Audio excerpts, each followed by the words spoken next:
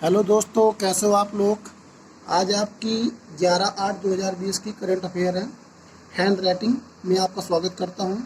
तो पहला क्वेश्चन क्या बनता है, किस अंतरिक्ष एजेंसी ने मानव मिशन के लिए SM-5 स्टारशिप प्रोटोटाइप का सफलतापूर्वक परीक्षण किया है। तो कंपनी नाम स्पेस एक्स है। ठीक है, स्पेस एक्स है। इलान मस्क इसके क्या हो रहे हैं, मालिक है। अगर मालिक की बात करें तो एलान मस्क की कंपनी है। इसको नोट करते रहना। तो देखो इसमें क्या है, एक शब्द आया हुआ है मिशन में स्टार प्रोटोटाइप। प्रोटोटाइप क्या होता है, लॉन्च होने से पहले जो ट्रायल किया जाता है उसे प्रोटोटाइप कहते हैं। ठीक है, अब बात करते हैं स्पेस एक्स वजन कितना ले जाता है। तो स्पेस एक्स अभी तक विश्व में सबसे ज़्यादा वजन ले जाने वाली अगर कोई रॉकेट है तो स्पेस एक्स की है।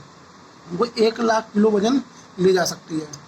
तो बात करें कि इससे कम कौन सी है, तो इससे कम है न्यू ग्लैन है, जो कि जेफ बेजोस की रॉकेट है। ठीक है, वो 50,000 ले जा सकती है, 50,000 किलो ले जा सकती है। तो जेफ बेजोस के बारे में आपको पता होगा, जो कि अमेजॉन के मालिक हैं और सबसे रईस व्यक्ति है। और भारत की बात करें तो दिमाग में आ रहा हो भारत की ऐसी कौन सी मिसाइल है जो कि वजन ले जा सकती है। तो बात करें यहाँ पर स्पेस एक्स, मैंने बता दिया 1 लाख किलो वजन ले जा सकता है। मगर भारत की बात करें तो भारत का रिसेंट लॉन्चर है जो GSLV ने बनाया है, M3 है, जो कि 10,000 किलो ले जा सकता है।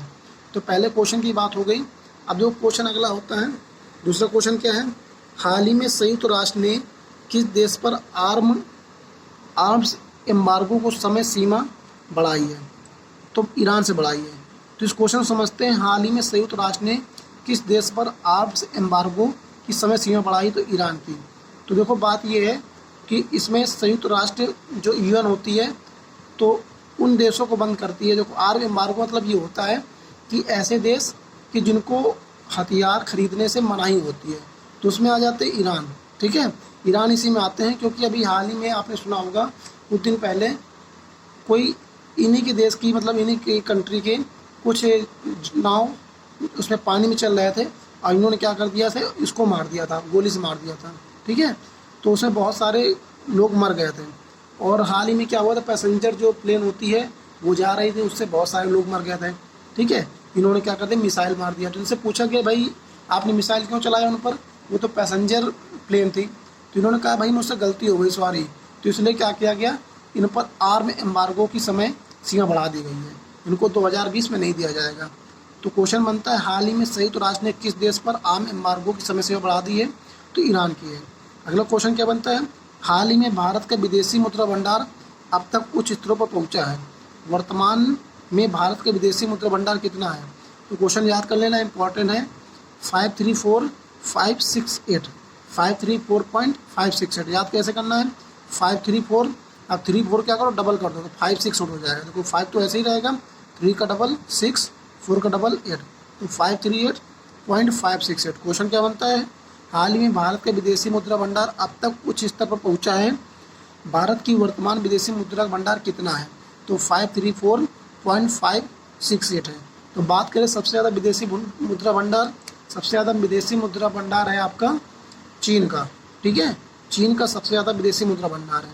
तो देखो इसमें क्या आता है, आयात निर्यात का, इसमें एक फॉरेक्स होता है। ठीक है, ये फॉरेक्स होता है, जब आयात निर्यात का जो अंतर होता है उसे फॉरेक्स कहते हैं। ठीक है, अब जब क्या होता है, आयात निर्यात का जो अंतर होता है उसको क्या बोलते हैं, फॉरेक्स बोलते हैं। अब देखो इससे क्या हुआ, दिल्ली, हमारी दिल्ली जो अरविंद केजरीवाल वाली दिल्ली है हमारी राजधानी, तो वहाँ इलेक्ट्रिक व्हीकल बने हुए हैं। ठीक है, और बताया गया जो भी इलेक्ट्रिक व्हीकल लेगा, जैसे कार लेता है तो उसको 1 लाख तक की छूट दी जाएगी। तो इसके तहत फेम फर्स्ट और फेम सेकेंड ये योजना है, इनके तहत ये चलाई गई थी इलेक्ट्रिक वाहन। और फेम फर्स्ट लॉन्च हुआ 2015 में, फेम सेकेंड लॉन्च हुआ 2019 में। तो अगला क्वेश्चन बात करते हैं, हाल ही में भारत छोड़ो आंदोलन के 78 साल पूरे हो गए। प्रधानमंत्री मोदी ने इस अवसर पर कौन सा नया नारा दिया है। तो हाल ही में भारत छोड़ो आंदोलन के 78 साल पूरे हो गए हैं। प्रधानमंत्री नरेंद्र मोदी ने कौन सा नया नारा दिया है, करेंगे और करके ही रहेंगे, करेंगे और करके ही रहेंगे। ठीक है, तो देखो इसमें बात करते हैं, भारत छोड़ो आंदोलन में एक आंदोलन हुआ था, उसे क्वाइट इंडिया मूवमेंट बोलते हैं। तो क्वाइट इंडिया मूवमेंट शब्द किसने दिया था, तो मेहरौली ने दिया था। और एक शब्द और था, Simon go back, Simon go back का भी जो नाम दिया था उसे मेहरोली नहीं दिया था। ठीक है, अगला क्वेश्चन बात करते हैं। हाल ही में माउंट सिनाबुक ज्वालामुखी विस्फोट हुआ है, यह किस देश में स्थित है? तो इंडोनेशिया में स्थित है। अब इंडोनेशिया की बात करते हैं तो आपको मैं वर्ल्ड मैप में ले चल रहा हूँ। तो वर्ल्ड मैप आपका ये है। इंडोनेशिया की बात करते हैं तो इंडोनेशिया हमारा कहाँ पर है? इंडोनेशिया ये पड़ता है। यहाँ पर क्या हुआ, माउंट सिनाबुक ज्वालामुखी अभी फट गया है। ठीक है, इंडोनेशिया की बात करते हैं तो इंडोनेशिया क्या है? ट्रांस कॉन्टिनेंटल कंट्री है। ट्रांस कॉन्टिनेंटल कंट्री क्या होती है? ऐसी कंट्री जो दो कॉन्टिनेंट का साझा करती है। तो ये ऑस्ट्रेलिया और एशिया दो देखो साझा करती है। क्वेश्चन इसमें एक और बनता है, क्योंकि ये एशिया में है तो इसे द्वीप भी बोलते हैं। तो एशिया का सबसे बड़ा द्वीप कौन सा है? तो इंडोनेशिया हो जाएगा। ठीक है, तो आपको ये समझ में आ गया होगा इंडोनेशिया के बारे में। तो चलते फिर अपने उसमें नोट्स में। तो ये मैंने बता दिया, माउंट सिनाबुक ज्वालामुखी विस्फोट हुआ इंडोनेशिया में। अगला क्वेश्चन, हाल ही में उत्तर प्रदेश सरकार ने वन डिस्ट्रिक्ट वन प्रोडक्ट योजना के तहत किस ई कॉमर्स कंपनी के साथ समझौता किया? तो फ्लिपकार्ट। तो फ्लिपकार्ट के साथ क्या दिया? वन डिस्ट्रिक्ट वन प्रोडक्ट योजना के तहत कॉमर्स के साथ समझौता किया है। ठीक है, अब अगला क्वेश्चन क्या है? केंद्र सरकार ने हाथी और मानव के बीच संघर्ष को रोकने के लिए कौन सा पोर्टल लॉन्च किया है? तो सुरक्षा योजना लॉन्च की है। तो देखो अभी आपने सुना होगा केरल में क्या हुआ था, एक हथनी को कुछ लोगों ने कुछ अज्ञात लोगों ने क्या किया था, उसे बम कुछ उसमें खाने में बम भरकर उसे खिला दिया था। ठीक है, कुछ विस्फोटक पदार्थ भरकर खिला दिया था जिससे कि उसकी मौत हो जाती है और उसके पेट में जो बच्चा पल रहा होता है उसकी मौत हो जाती है। ठीक है, तो देखो होता क्या है, तो ऐसे में गवर्नमेंट कुछ स्कीम चलाती है। ठीक है, तो इसमें मानव और देखो इसमें लिखा हुआ है केंद्र सरकार ने हाथी और मानव के बीच संघर्ष को रोकने के लिए कौन सा पोर्टल लॉन्च किया? तो ये पोर्टल है सुरक्षा पोर्टल। तो आपको समझ में आ गया होगा। अगला क्वेश्चन, हाल ही प्रधानमंत्री मोदी द्वारा राष्ट्रीय सुरक्षा केंद्र कहाँ स्थापित किया जाएगा? तो मोदी द्वारा राष्ट्रीय सुरक्षा केंद्र स्थापित किया जाएगा दिल्ली में। अगला क्वेश्चन है, भारतीय रेलवे 10 अगस्त से एक स्वच्छता सप्ताह आयोजन करेगी।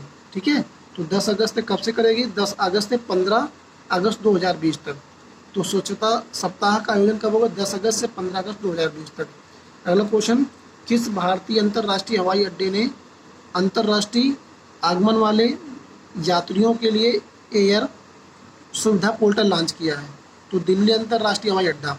देखो होता क्या, जैसे कि विदेशी लोग कोई हमारे इंडियन में आते हैं तो उनको 5 स्टार होटल में क्या किया जाता है, 14 दिन के लिए क्वारंटाइन कर दिया जाता है।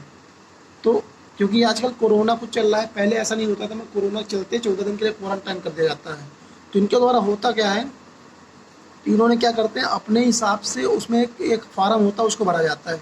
फार्म में ये लिखा रहता है कि मैं कहीं बाहर घूमने नहीं जाऊंगा, घर पर ही रहूंगा और 14 दिन अपने घर पर ही क्वारंटाइन रहूंगा। ठीक है, तो लोग ऐसा होता है कि वो होटल में नहीं रुकते, अपने घर में जाकर क्वारंटाइन हो जाते हैं। तो उसी बारे में बताया गया एयर सुविधा। ये क्वेश्चन पूछा जाएगा, अंतर्राष्ट्रीय हवाई अड्डों ने अंतर्राष्ट्रीय यात्रियों के लिए एयर सुविधा पोर्टल लॉन्च की है। दिल्ली गवर्नमेंट ने लॉन्च की है, दिल्ली अंतर्राष्ट्रीय हवाई अड्डा। तो अब बात करते हैं इंपॉर्टेंट बुक की। तो इंपॉर्टेंट बुक कौन सा? I promise. इसके लेखक कौन से? लेबोर्ड्स जेम्स हैं इसके राइटर्स। अगला क्वेश्चन कौन सा है? अगली बुक है ओवरड्राफ्ट। इसके जो राइटर हैं उर्जित पटेल हैं। ठीक है, तो एक इंपॉर्टेंट सिटी की बात कर लेते हैं, कंट्री की बात कर लेते हैं। तो फिजी है। फिजी की जो राजधानी सुवा है, यहाँ की मुद्रा फिजियन डॉलर है। फिजी, इसकी राजधानी शुआ, मुद्रा फिजियन डॉलर। राष्ट्रपति जो हैं जियोंजी कोनरोटे और महाद्वीप ओशिनिया में स्थित है। अब आपको ये समझ में आएगा ओशिनिया कहाँ पर? प्रशांत महासागर। क्योंकि मैंने आपको साथ ही द्वीप बताए हुए हैं, साथ ही मैंने बताया था कि जो कॉन्टिनेंट हैं हमारे साथ है। तो मैंने कौन सा बताया था आपको? ये मैंने बताया था आपको पूरा एशिया बताया था। फिर नीचे मैंने बताया था अफ्रीका। फिर मैंने बताया था ये नॉर्थ अमेरिका। फिर ये साउथ अमेरिका बताया था। फिर मैंने ये ऑस्ट्रेलिया बताया था और नीचे अटलांटिका बताया था। ठीक है, तो अगला पड़ता है यहाँ पर न्यूजीलैंड है, तो न्यूजी 8वां पड़ता है। धन्यवाद, थैंक यू।